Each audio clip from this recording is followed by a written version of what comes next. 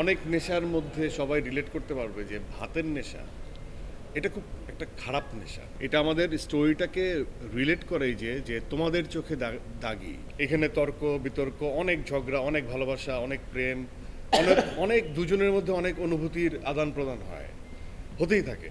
এবং এটাও একটা ধরন যে আমরা এইভাবে ক্যারেক্টার বিল্ড আপ করি। সো অবভিয়াসলি নিশো থেকে নিশানের জার্নি আমার থেকে তো আর কাছ থেকে কেউ এক্সপিরিয়েন্স করে নাই। এটা খুবই জটিল, একই অর্থে খুবই মধুর। আমি সবসময় বলি যে অনেক নেশার মধ্যে সবাই রিলেট করতে পারবে যে ভাতের নেশা এটা খুব একটা খারাপ নেশা। যে শুকাতে চায় তার জন্য ভাতের নেশাটা হচ্ছে খুব হার্মফুল। আমরা আমরা তো যারা ওয়েল মানে মেনটেন করতে চাই তাদের ক্যালোরি কাউন্ট হিসাব করে খাওয়া উচিত।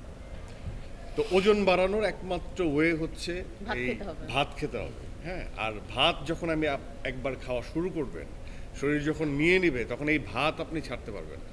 তো আমাকে যখন বলা হয় তখন ওই যে 10-এর মতো বলেছিল, 10 থেকে 12, কিন্তু একটু বেশি ভাত খেয়ে ফেলেছিলাম, এই জন্য 15 হয়ে গেল বেশি। এই প্রথম কোনো টাস্ক দেওয়ার পরে নিশ্চয়ই এত খুশি হয়েছে। কিন্তু আবার নতুন টাস্ক, সেটা হচ্ছে যে আমাকে 20 কেজি কমাতে হবে পরবর্তী কাজের জন্য। 20 কেজি কমাতে হবে, দেখা যাক সেটাও কি করে দেখাতে পারে কিনা। কারণ এখন তো সবাই জেনে গেল, তাই না? তখন তো মান সম্মান থাকবে না। একজন মানুষ পারফর্ম করছে, তারও ভিতরে ঢুকতে আমার ইচ্ছে করে, শুধুমাত্র এটা যে আমার চরিত্রের ভিতরে না।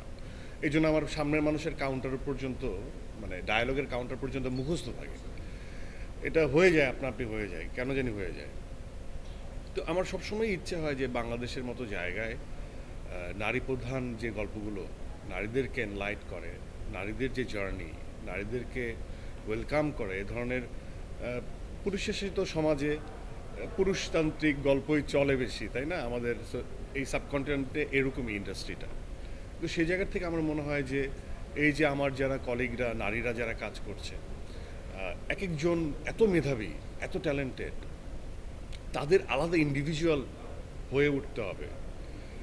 কেউ কারো নায়িকা, এটার বাইরে একজন পারফর্মারের যে অস্তিত্ব, সেটা শুধুমাত্র নায়িকা বললেও ভুল হবে। একদম একদম প্রধান চরিত্র, একটা সাপোর্টিং ক্যারেক্টার আমরা বলি না অনেক সময়। আমি বলছি প্রত্যেকটা ইন্ডিভিজুয়ালের গ্রহণযোগ্যতা আলাদা। প্রত্যেকটা ইন্ডিভিজুয়াল, যারা ইন্ডিভিজুয়াল হয়ে উঠতে পারবে তারাই আসলে পারফর্মার। তমা মির্জার, আমি এর আগেও প্রশংসা করেছি, ও খুব ভালো একটা মেয়ে, খুবই অ্যাটেন্টিভ এবং অন পয়েন্টে। কতটুকু ভালো হচ্ছে খারাপ হচ্ছে এটা মুখ্য বিষয় না, কতটুকু সিরিয়াস সে থাকার চেষ্টা করবে। সেটে যখন পারফরমেন্স নিয়ে আলোচনা হয় বা কাজ হয়, এরকম অনেকেই আমরা আছি সেলফোন নিয়ে ব্যস্ত থাকি, শুনি না, কিন্তু খুব মনোযোগী। সেলফোনটার ব্যবহার করে না খুব বেশি, যতক্ষণ শুটিং চলে ততক্ষণ অন দ্যাট মুড থাকার চেষ্টা করে। আর হচ্ছে ডিরেক্টর থেকে শুরু করে সবার সাথে ওই ওই আন্তরিকতাটা থাকে যে না, একবার না হলে আমি 100 বার দেওয়ার জন্য প্রস্তুত আছি।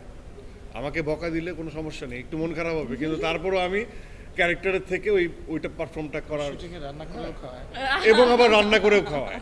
হ্যাঁ, এটা আমাদের স্টোরিটাকে রিলেট করে যে যে তোমাদের চোখে দাগি, তোমাদের চোখে দাগি, সমাজের চোখে দাগি, যতবার খুশি মারো ততবারই আমি জাগি।